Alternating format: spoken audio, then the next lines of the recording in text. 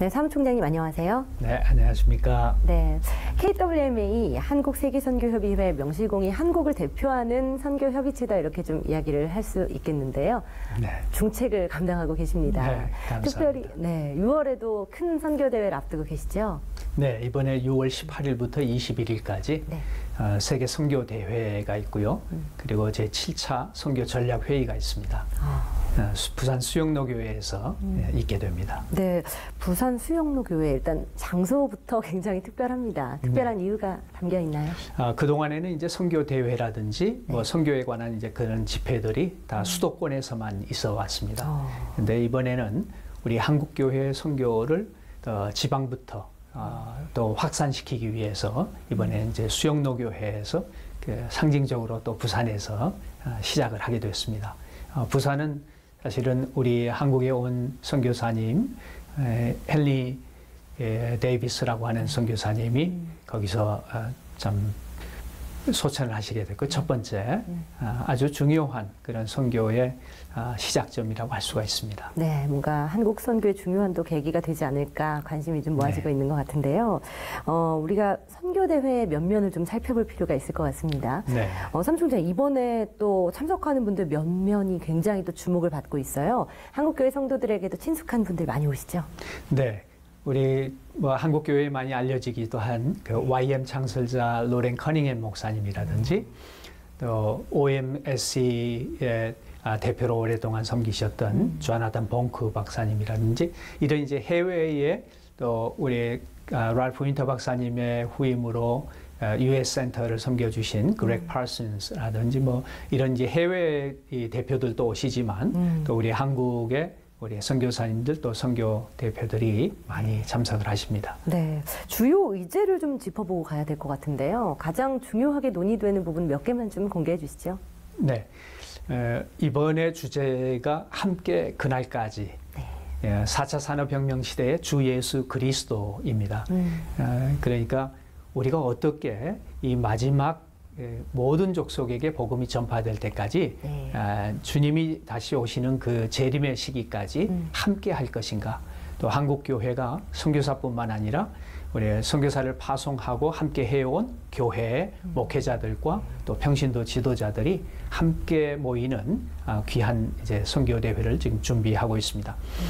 그리고 이제 여기에 와서 우리는 선교의 영성, 어떻게 4차 산업혁명 시대에 이것을 이끌어갈 수 있는 선교는 어떤 영성이 필요할 것인가 하는 선교의 영성의 문제, 그리고 이제 선교를 어떻게 청년 대학생들을 동원하고 우리 전 교인들이 선교에 동원될 것인가 하는 이런 동원의 문제, 그리고 이제 선교사들이 이미 나가 있는 선교사들이 어떻게 케어받고 이들을 다시 회복해서 진정한 선교의 효율적인 사역을 감당할 것인가 하는 총체적 위기관리의 문제, 그리고 4차 산업혁명 시대의 선교는 과연 지금과 같은 식으로 하면 되는 것인가, 아니면 새로운 어떤 시스템을 개발을 해야 되는 것인가, 이런 게 선교의 시스템 문제, 그리고 가장 요즘 전략적으로 또 떠오르고 있는 디아스포라의 문제.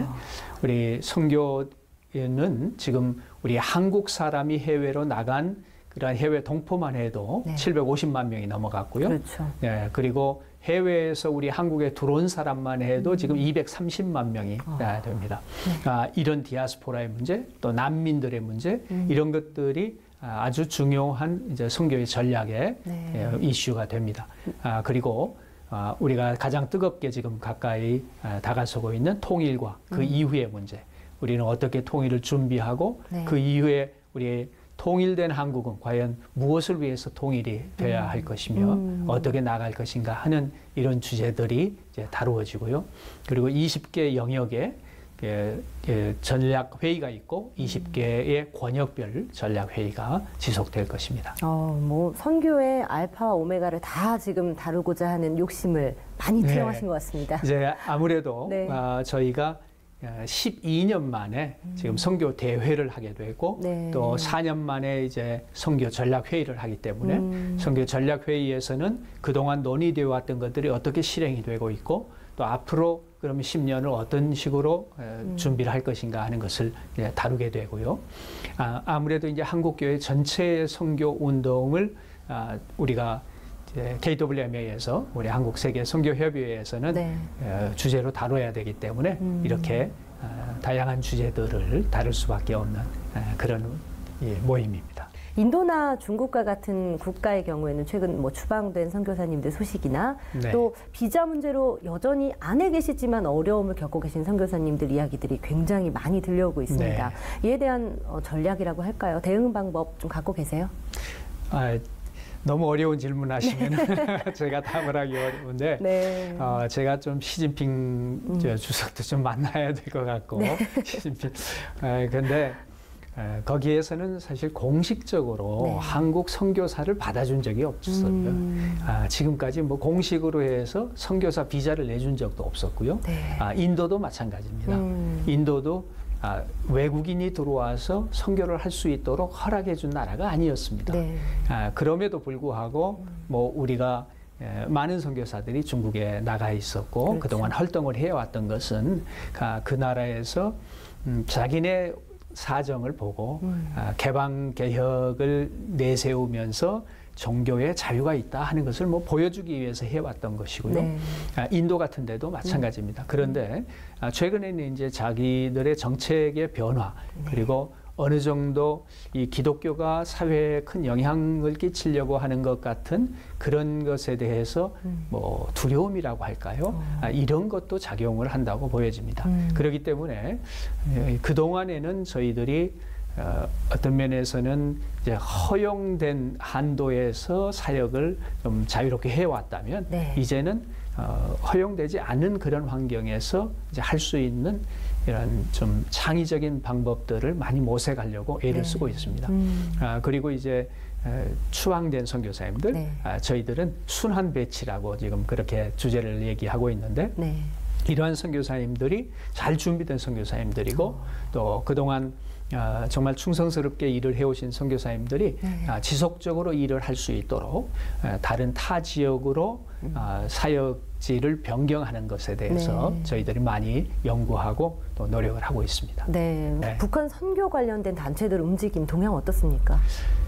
저희도 벌써 1년 전에 우리가 통일 관련 특별 포럼을 가진 적이 있습니다. 네. 근데 이런 이제 우리 통일 선교의 이슈 또 북미 이런 대화와 이런 것들이 너무 갑작스럽게 지난 1년 동안 뭐 짧은 기간 동안에 이렇게 변하다 보니까 그렇죠. 우리는 마치 모든 것이 그냥 다 열릴 것처럼 네. 바로 이렇게 생각을 하는 그런 경향도 있었던 것 같습니다. 네. 그러나 우리가 꾸준하게 준비해야 될 것은 무엇보다도 우리 안에, 우리 교회 안에 하나 된 마음, 정말 통일된 마음, 네네. 내 자신을 내려놓고 우리가 우리의 단체나 우리의 어떤 교단이나 우리의 교회나 이런 것들을 내려놓고 네. 정말 하나님의 나라를 어떻게 해서 섬길 것인가, 하나님께서 원하시는 그러한 통일은 어떤 것인가 하는 것을 생각을 하면 네. 우리가 통일을 준비하는 데 많은 도움이 될 것이라고 보여집니다. 앞으로도 지속적으로 문이 열리든 뭐 계속 닫히든 이것은 하나님께서 열어주시면 열리는 것이고 네. 닫으시면은 뭐 닫히는 거니까 그렇죠. 우리는 이런 믿음을 가지고 네. 통일을 준비를 해야 할 것입니다. 그렇군요. 이단 관련된 논쟁이 아닌가 하는 생각이 좀 듭니다. 가장 또 지금 골치 아프신 부분 중에 하나가 이 부분이실 것 같은데요. 여러 가지 뭐 일부 선교단체에 대해서 뭐 조사를 실시하겠다라는 것도 지난번에 또 보도를 통해서 접하신 분들 많을 텐데 관련돼서는 입장이 어떻습니까? KWMA는 네. 협의체, 연합체입니다. 그래서 가능한 대로 사실 다양한 그런 다름을 인정하고 그럼에도 불구하고 예수 그리스도 안에 성령이 하나 되게 하신 것을 힘써 지키는 그런 이제 협의체이기 때문에 그렇죠. 저희들이 서로 다름을 인정해 주는 것은 아주 중요하리라고 보여집니다. 네. 그럼에도 또 저희들이 통일성을 가지고 있어야 되는 것은 우리가 이렇게 한국 세계 선교협의회라고 하는 그렇죠. 한국 교회 한인들이 함께 모여서 일을 하는 것이기 때문에 네. 또 이게 한인들의 문화도 무시할 수 없는 것입니다. 네. 그리고 각 단체들이 가지고 있는 교회라든지 단체들이 가지고 있는 그런 특성들도 많이 있기 때문에 네. 서로 존중할 줄 아는 이런 문화가 필요하고요. 네. 그리고 우리는 너무 쉽게 다른 사람을 이렇게 단죄를 하거나 네. 어떤 비판을 너무나 쉽게 하는 일들은 우리가 삼가야 할 것으로 보여집니다. 네. 사무총장님, 마지막으로 세계 선교를 위해서 한국교회가 어떻게 기도하면 좋을지 기도 제목 좀 나눠주세요. 네. 무엇보다도 우리 한국 교회를 자랑하기 위해서 선교하는 것도 아니고 네. 우리의 어떤 단체를 확장시키기 위해서 하는 것도 아닙니다. 네. 우리 한국 교회는 마땅히 세계 선교는 우리 주님께서 가장 원하시는 것이고 주님께서 맡기신 일이기 때문에 그리고 하나님의 나라 포커스를 두고 선교를 하자. 이것을 좀 우리 같이 기도 부탁을 드리고요. 그리고 한국 교회는 뜨거울 때는 뭐 확 뜨거웠다가 조금 뭐 힘든 것 같다 하면은 그냥 식어버리는 것 같은 네. 이런 모습을 보여주는데 사실 선교는 지금까지 한 번도 쉬울 때 한 게 아닙니다. 선교는 가장 어려울 때 해왔었고 네. 복음을 전하는 일은 언제든지 우리에게 그런 고난과 고통 가운데서도 전해야 될 사명으로 주어지신 거기 때문에 네. 한국교회 지금 조금 어려워하는 그러한 기간에 이때야말로 우리가 진정 교회인가 하는 것을 보여줄 것은 네. 세계 선교에 전략하는 것이라고 보여집니다. 그래서 세계 선교하는 것은 그냥 옵션이 아니라 네. 선택 사항이 아니라 네. 이거는 필수다. 그래야만이 한국 교회도 제대로 세워질 수가 있고 그렇죠. 계속해서 하나님의 영광을 볼 수가 있다 하는 것을 또 기도의 부탁으로 드립니다. 네, 이번 대회가 또 조금은 잠들어 있는 한국교회의 이런 사명을 좀 깨우는 중요한 계기가 됐으면 좋겠네요. 네, 이번 대회에 네. 정말 한국교회의 선교하는 교회 목회자들과 또 평신도 지도자들이 많이 관심을 가지고 또 참석을 해주시고 네. 함께 모여서 선교 전략을 논의하고 그냥 논의만 하는 것이 아니라 구체적인 실행이 이번 선교 대회부터 시작되기를 간절히 바랍니다. 네, 귀한 말씀 오늘 정말 감사합니다. 사무총장님 감사합니다. 감사합니다.